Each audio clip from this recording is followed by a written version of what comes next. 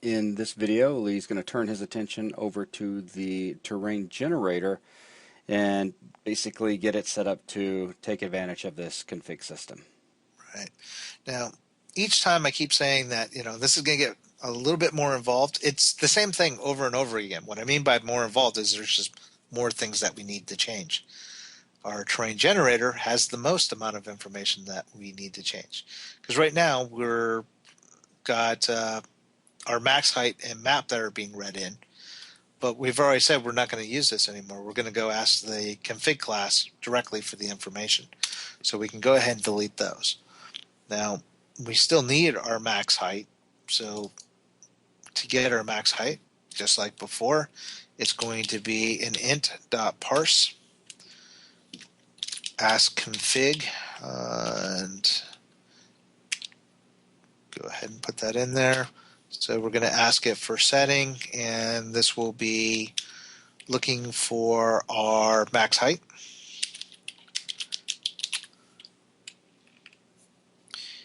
And I probably should put that inside of quotes. It works better that way. Probably a good idea. All right, so we've got that one. And then we need to define our map information. So go ahead and do a var map. And our map is going to rely on a texture, so we need to do resources dot load, and inside of that we're looking for a string. Funny enough, that's what we get back from config setting, so we don't need to do any parsing or casting, and we just tell it we are looking for our world data texture.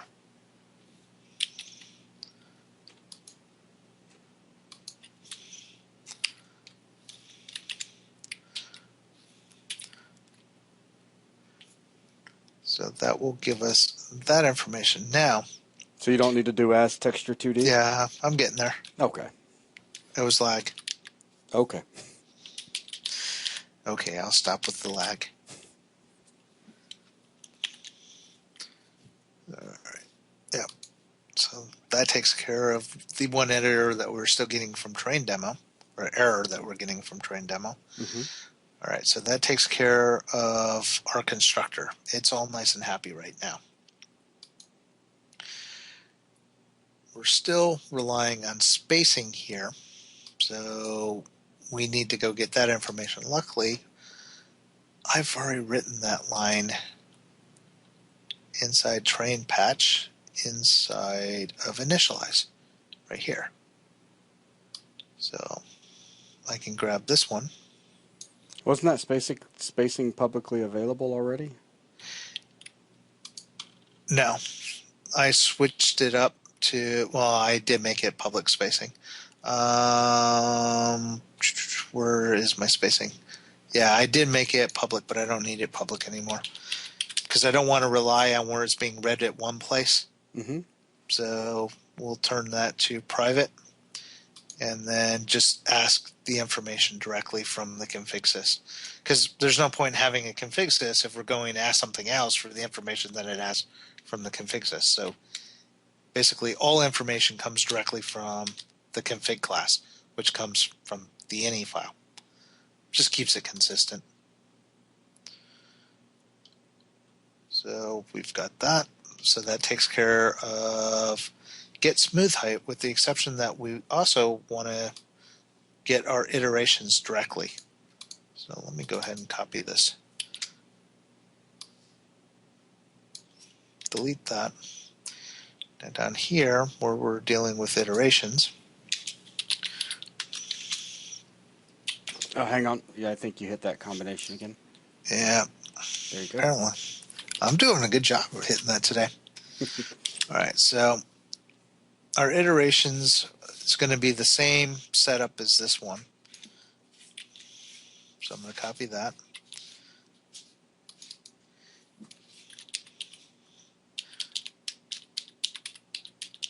So that should be smooth iterations, I believe. Go verify, make sure it's right. Smooth iterations. Right there. So just to make sure. Yeah, it looks like I got it right. All right, so that takes care of getting our spacing and smooth iterations for get smooth height.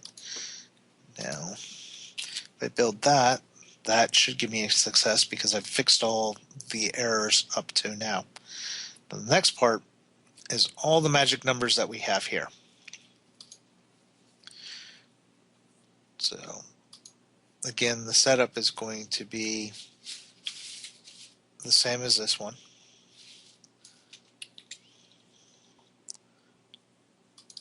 So I'm going to paste this in, change this to a float. Now these are scales, so the scales that we're looking for are here.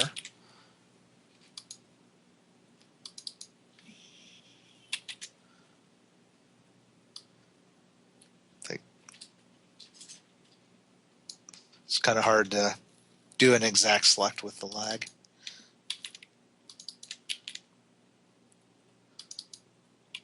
All right, so we've got our low frequency noise, our mid,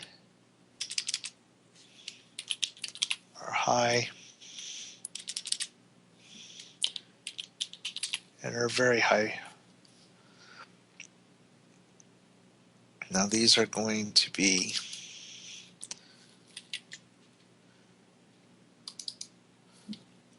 our map size.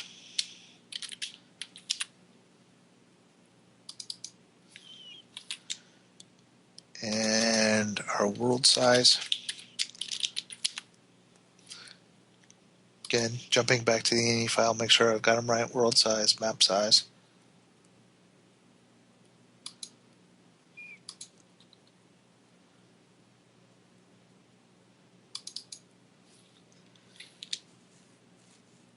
And this is our Blend ratio. blend ratio 1 through 4. Mm-hmm.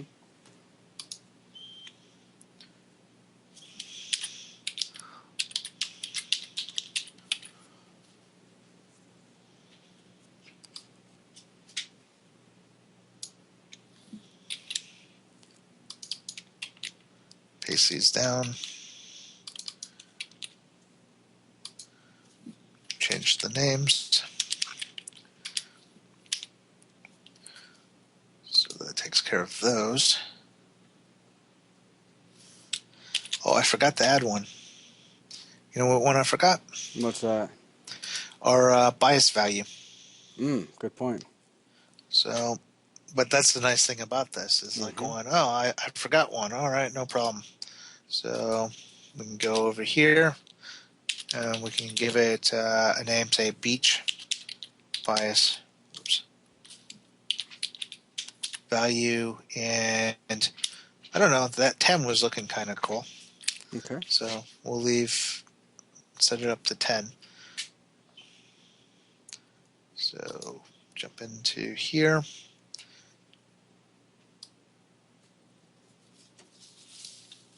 Copy that. Paste it in here.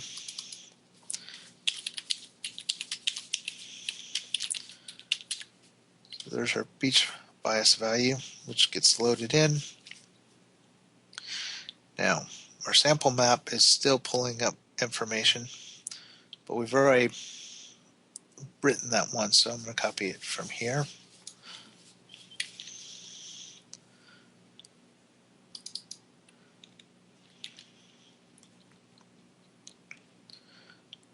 So that pulls the information there, but this needs to be an int, not a float, because this one's requiring the int, where up here where I was trying to get the ratio, or that the scale, which is 0.0265 or 0.256. We want these to be floats, otherwise we're back in the same position before where they were giving us the wrong information. So that should be all the stuff that we need to remove all the magic numbers with the exception of the mini map. But everything should work. So if we go back into Unity and we run it now, we should get the same thing that we saw before.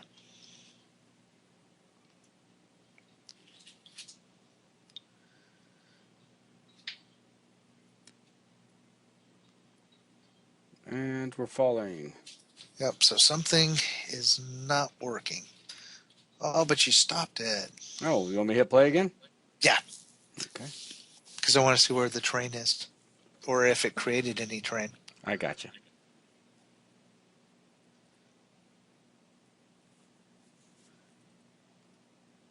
Of course, it couldn't work perfectly the first time. All right, so we are getting information.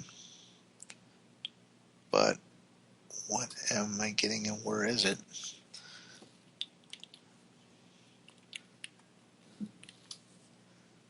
Well, it's partially there. Yeah.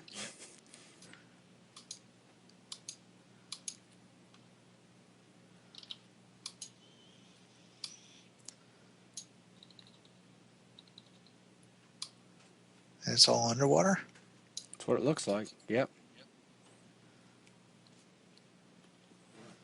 And Well, if you want to... Oh, yeah. I see what's going on. Oh, do you see what it is? No, I just said that. Oh, okay. Well, let's go ahead and pause for Yeah, just a let's second. go pause it. Okay, here we go. Okay, so we should be on pause now. So what'd you find, Lee? I missed a step when we were looking at the terrain patches. Oh, no. Yeah. Well, I told you it was complicated. It was complicated, so complicated, I forgot a whole section. No, the problem actually goes all the way back to terrain demo. If you look inside of terrain demo, one of the very first things that we do is we go and we're setting our player's position, and we're going to be relying on our character's current patch location when we're building our world, and our character is in one spot, and then we're relying on current patch position when we're creating it. So if you see create initial terrain, we're like going, okay, create initial terrain, go here, go get current patch location. All right, well, let's go get current patch location. All right, current patch location is calculated based off of terrain patch size or patch size. If we go over here and go, oh, okay, well, here's patch size. Well, that's no big deal. Here's our size and our spacing. Great. Fine, go ahead and do this. All right, what's our size and spacing? It's 3 and 3, because all of this happens before we've ever created our very first patch. And before we create our very first patch, we've not read in the information, the correct information yet. So we're relying on inaccurate information. So what we have to do is just make sure that before that we ever return patch size, we have to do the additional check. So go ahead and check to make sure that we are initialized, and if we are, go ahead and run it. But because it's static, we need to set initialize to be static. So if I rebuild, we get rid of the errors. If we go back into Unity now, and we go ahead and stop this, and then we replay. And I cross my fingers, and I hope that all works. But it should.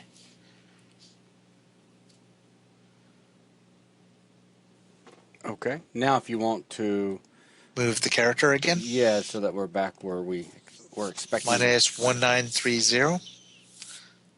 Unless you want me to type it, I can. All right. All right, here we go. Hit play.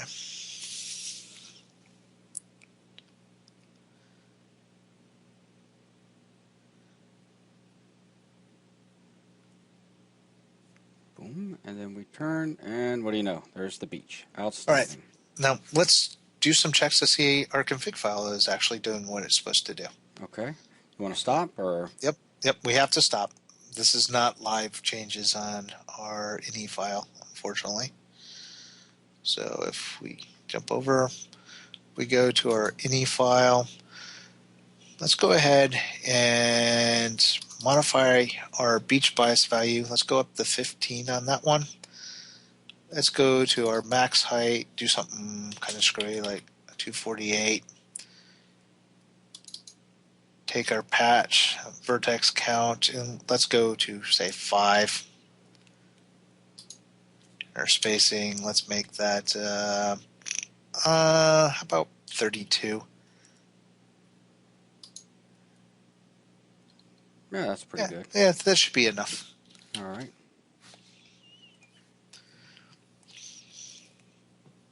So hopefully we should still be at the beach, but our world should look a whole lot different.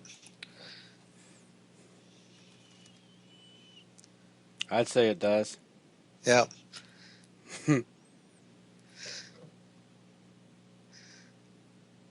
Boom. Wow. So, Don't have much room here. Wonder what's at the top of the mountain. I've got to climb up there real quick. Sorry. it's a big mountain. There's a mountain that must be climbed. That's all right. But the cool thing is we can drastically change our world around without ever changing any code. Right. Almost there. Or at least it looks like it.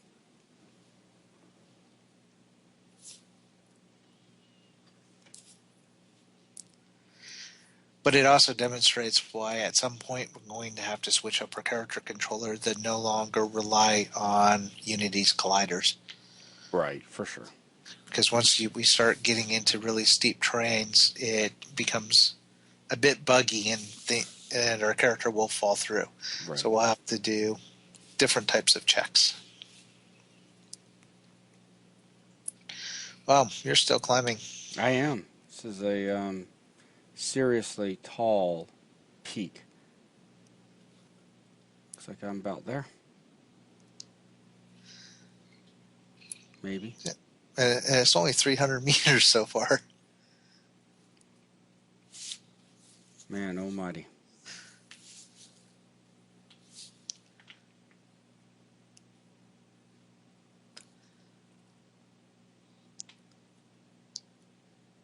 Well, I do know that at the very most it could ever possibly be is 2048.